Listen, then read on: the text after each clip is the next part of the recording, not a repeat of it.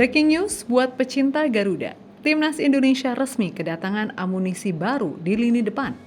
Erick Thohir akhirnya umumkan kabar yang ditunggu-tunggu. Miliano Jonathan, striker muda FC Utrecht, resmi masuk proses naturalisasi. Kehadiran Miliano bukan sekedar tambahan pemain biasa, tapi simbol betapa seriusnya PSSI membangun kekuatan timnas menuju round 4 kualifikasi Piala Dunia 2026. Dan lebih mantapnya, dia bukan satu-satunya. Pak Erick juga konfirmasi bahwa ada 3 nama penyerang baru yang siap buat jadi bagian timnas. Mauro Zelsra yang sudah duluan diproses, Miliano Jonathan yang baru diumumkan, dan 1 striker misterius yang kabarnya sudah berkomitmen bergabung. Artinya, lini depan Indonesia sekarang berubah jadi mewah banget. Ditambah oleh Rumeni yang sedang recovery, Ramadan Sananta yang lagi on fire di Malaysia, Rafael Struijk yang konsisten di Bali United, serta Ragnar Oratmangun dengan pengalamannya. Publik pun mulai bertanya-tanya, kombinasi apa yang bakal dipasang untuk menghadapi Arab Saudi dan Irak nanti? Mari kita ulik selengkapnya kemewahan lini depan timnas Indonesia yang akan jadi momok menakutkan di round 4 nanti.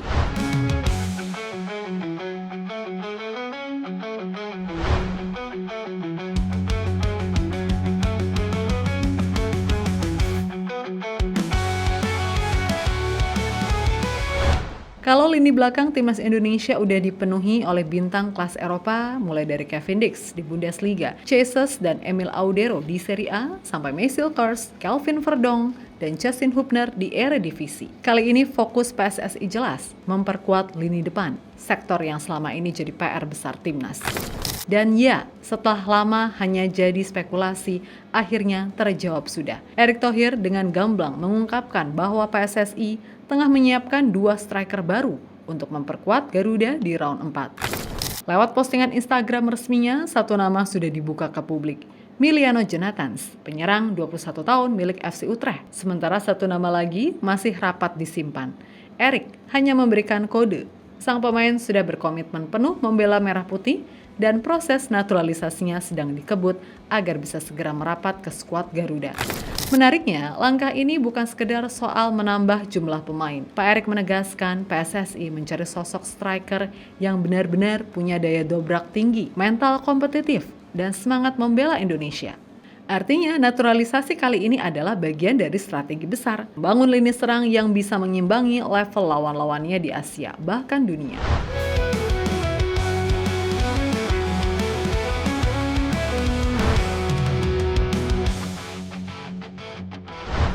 Langkah ini jelas menunjukkan betapa seriusnya Erick Thohir dalam membangun timnas.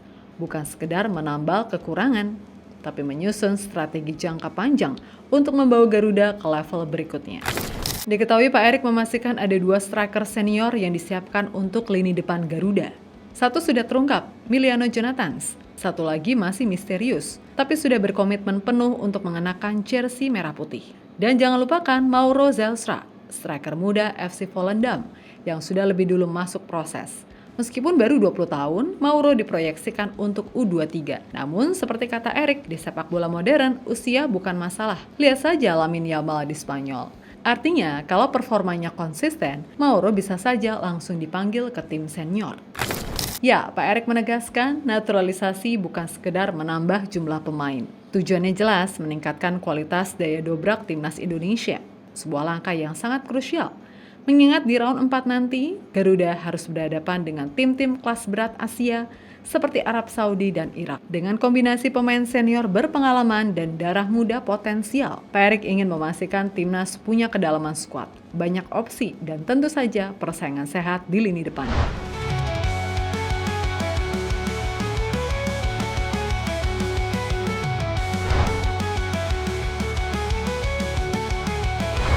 Diketahui timnas Indonesia akan menambah 3 pemain baru untuk round 4. Pertama, kita mulai dari Miliano Jonathan.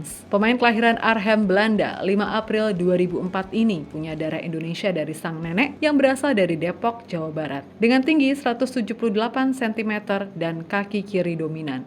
Miliano dikenal sebagai winger kanan yang juga bisa bermain sebagai striker maupun gelandang serang. Musim lalu catatannya cukup impresif bersama Vitesse dan kemudian FC Utrecht. Miliano tampil 31 kali di semua kompetisi, mencetak 11 gol dan memberikan 4 assist. Rinciannya 20 laga, di Keuken Kampioen Divisi dengan 11 gol dan 4 assist, 8 kali main di Eredivisie, dan 3 laga KNVB Beker.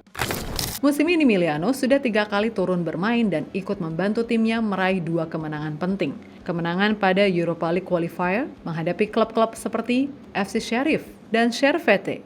Meskipun baru 21 tahun, pengalamannya di Liga Eropa jadi modal besar untuk mengangkat lini depan Garuda. Berikutnya ada Mauro Zelstra, striker muda berusia 20 tahun, milik FC Volendam ini memiliki tinggi 1,88 meter dengan tipikal target man. Musim 2024-2025, Mauro mencatat total 28 pertandingan di level U21 dan senior, dengan kontribusi 17 gol plus 7 assist. Rinciannya, 9 gol dan 3 assist di U21 Divisi Fall, 8 gol dan 4 assist di U21 Divisi Spring, ditambah kesempatan tampil di Keuken Kampioen Divisi serta KNVB Beker bersama tim utama Volendam.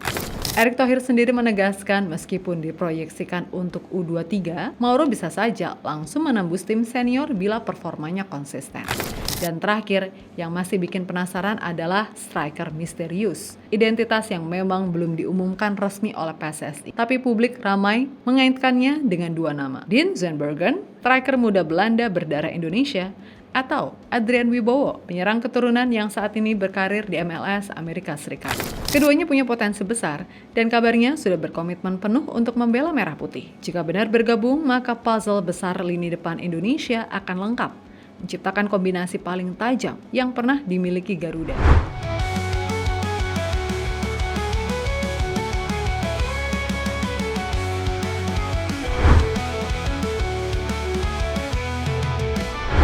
Kalau bicara lini depan, timnas Indonesia sekarang ibaratnya punya gudang senjata. Selain Miliano Jonathans dan Mauro Zelstra, serta striker misterius yang sedang diproses, skuad Garuda sebenarnya sudah memiliki beberapa nama andalan. Ada Ole Rummenigge, striker Oxford United yang sayangnya sedang cedera. Meskipun begitu, Ole tetap optimis bisa comeback di round 4. Kehadirannya penting, karena di debutnya bersama Garuda, Ole langsung mencetak gol dan menunjukkan naluri striker kelas Eropa. Kemudian ada Ramadan Sananta yang sedang on fire di Liga Super Malaysia bersama klub Brunei DPMM. Ketajamannya jadi bukti kalau striker lokal juga masih bisa diandalkan. Lalu ada Rafael Strijk yang kini memperkuat Bali United. Meskipun usianya masih muda, Strijk sudah reguler di Liga 1 dan punya pengalaman internasional. Jangan lupa, ada juga Ragnar Oratmangun, pun bukan striker murni. Fleksibilitas dan pengalamannya di Eropa membuat Ragnar bisa ditempatkan di berbagai posisi di lini depan, dari sayap hingga second striker. Kalau kita lihat sekarang, lini depan timnas Indonesia punya banyak pilihan mewah. Bahkan kombinasi strikernya bisa disusun dengan berbagai cara, sesuai kebutuhan di lapangan. Sebut saja trio Eropa, Ole Rummenigge, Mauro Zelstra, dan Miliano Jonathans. Bayangkan 3 pemain yang ditempa di kompetisi Belanda dan Inggris dipasang bersamaan. Ada fisik kuat dari Mauro, kecepatan dan kelincahan Miliano, ditambah naluri gol khas Eropa dari Ole. Hasilnya, kombinasi yang komplit untuk membongkar pertahanan tim sekelas Arab Saudi sekalipun. Lalu ada opsi pengalaman dan kecepatan Ragnar Oratmangun, Ole Rummenigge, Miliano Jonathans.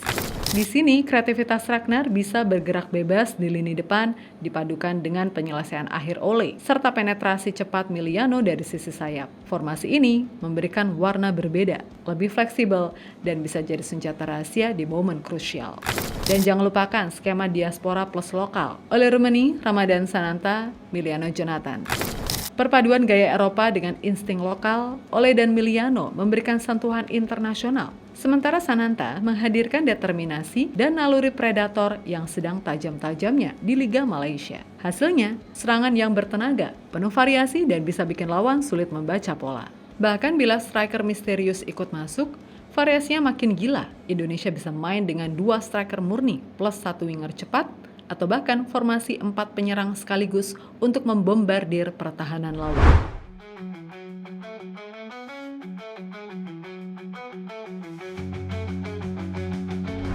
Kini semua mata tertuju di round 4, kualifikasi Piala Dunia 2026. Indonesia tergabung di grup B bersama 2 raksasa Asia, Arab Saudi dan Irak.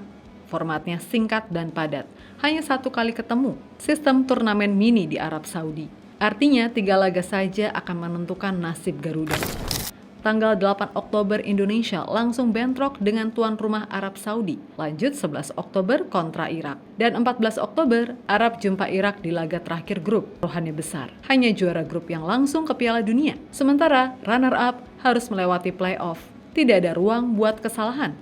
Inilah pentingnya tambahan amunisi baru di lini depan. Dengan Miliano Jonathans, Mauro Zelstra, dan satu striker misterius yang segera diumumkan. Tambah stok lama seperti Oli Rummenigge, Sananta, Strijk, dan Ragnar. Indonesia kini punya variasi serangan yang belum pernah semewah ini. Arab Saudi dan Irak mungkin dulu bisa meremehkan, tapi kali ini Garuda datang dengan wajah baru, ambisi besar, dan target jelas, membuka jalan menuju Piala Dunia 2026.